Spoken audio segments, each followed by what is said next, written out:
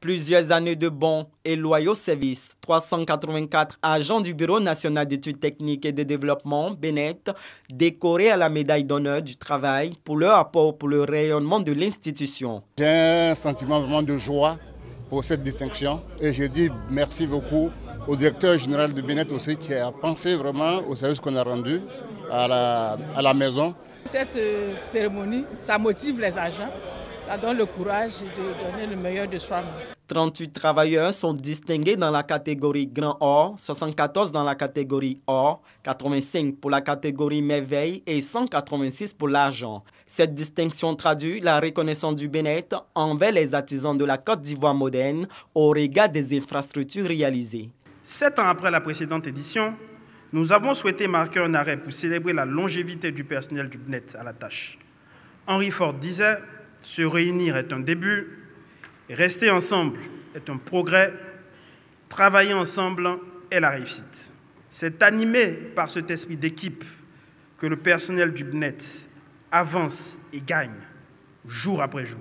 Le ministre de l'Emploi et de la Protection sociale, Adama Kamara, et le ministre de la Santé, représentant le Premier ministre, ont magnifié les longues années de dur labeur de ces agents. Distingués récipiendaires, les médailles que vous venez de recevoir sont le symbole de la reconnaissance de la nation pour les services que vous avez rendus avec honneur et dignité dans le respect des valeurs républicaines prônées par son Excellence, Monsieur le Président de la République. Félicitations à vous pour votre travail. Toutes ces années de travail acharné ont permis de positionner le BNET et aussi le pays, la Côte d'Ivoire, comme au premier plan donc, des pays d'Afrique. Et le BNET comme un partenaire de choix de l'État de Côte d'Ivoire et un outil de qualité pour penser le développement de notre nation. Les récipiendaires ont traduit leur reconnaissance aux personnalités. De façon honorifique, les ministres Adama Kamara, Amadou Koulibaly et Jean-Claude Kwasi et Pierre Demba ont reçu des distinctions. Les médailles d'honneur du travail correspondent à une ancienneté comprise entre 15 et 39 ans de service.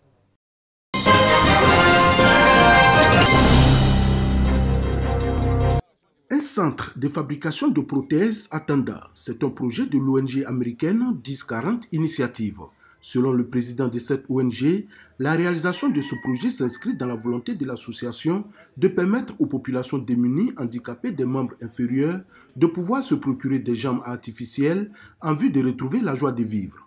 Le directeur général des douanes ivoiriennes, le général Dapierre, dont le centre porte le nom, s'est réjoui de cette initiative de l'ONG en faveur des handicapés moteurs. Il a souhaité que le centre de prothèse Dapierre soit un patrimoine à protéger avec le soutien de tous pour le bonheur de la population. C'est la mise en œuvre certaine d'une des préoccupations de M. le Président de la République, qui a toujours voulu qu'à notre modeste niveau, les cadres que nous sommes, nous soutenons aussi ceux qui ont besoin de nous. Et nous avons pensé que la meilleure façon pour nous, n'est-ce pas, de répondre à cette préoccupation de M. le Président de la République, c'est de soutenir les actions sociales. Le centre de prothèse Dapierre de Tanda est situé sur le site de l'école bilingue américaine inaugurée ce jour. Ce lycée qui a vu le jour grâce au lobbying du maire de la commune de Tanda, soutenu par ses partenaires de l'ONG internationale 1040 Initiative, va permettre aux élèves de Tanda en particulier et ceux du Gontougou en général de se perfectionner en anglais en restant sur place. Nous, on a été à l'EPP Tanda Centre, mais ils ont une éducation que nous, on n'a pas eue. Ils ont une éducation qui va leur permettre demain de devenir de meilleures personnes que nous. Et c'est cela que nous sommes en train de rechercher. Merci beaucoup à l'ONG 1040, merci pour tout ce qu'ils font. Le gouverneur du district autonome du Zanzan, Dr Touré Suleiman, a salué toutes ces actions de développement qui se réalisent dans son district. Il faut aller à l'excellence pour pouvoir compétir avec les autres pays. Et ce sont des écoles de ce type qui vont nous permettre de sortir les meilleurs. Ceux qui peuvent aller partout dans le monde. Cette école, qui ne comptait que 19 élèves au primaire à son ouverture il y a quelques années, accueille aujourd'hui 460 apprenants, tous cycles confondus.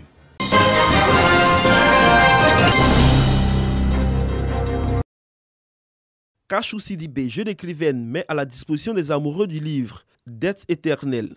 Sa toute première œuvre, à travers Dettes éternelles, l'auteur fait référence aux liens spirituels tissés par les ancêtres. Des liens ancestraux qui parfois hypothèquent l'avenir des enfants, comme ce fut le cas de la jeune Aminata Kaba, dont l'histoire est contée dans cette production littéraire. Promis en mariage dès sa naissance, excisée, Aminata Kaba est donnée en mariage à un polygame à l'âge de 16 ans. Elle qui, pourtant, était prédestinée à un bel avenir, voit ses rêves ainsi brisés. C'est l'histoire de toutes les femmes que j'ai vues souffrir à cause de leurs conditions de femmes depuis mon enfance. Dans cette œuvre, j'aborde un problème qui mine nos sociétés, surtout africaines, mais dont on n'en parle pas beaucoup. Il s'agit de ce que j'ai appelé les dettes éternelles. C'est des dettes spirituelles, si on peut le dire ainsi, qui sont portées par des personnes qui ne les ont pas contractées. C'est des pactes ou des liens qui ont été tissés par les ancêtres ou les grands-parents. Dette éternelle est une autre sonnette d'alarme pour dénoncer tous les maux constituant les freins à l'avenir de la femme en Afrique. Excision, mariage forcé et les affres de la polygamie.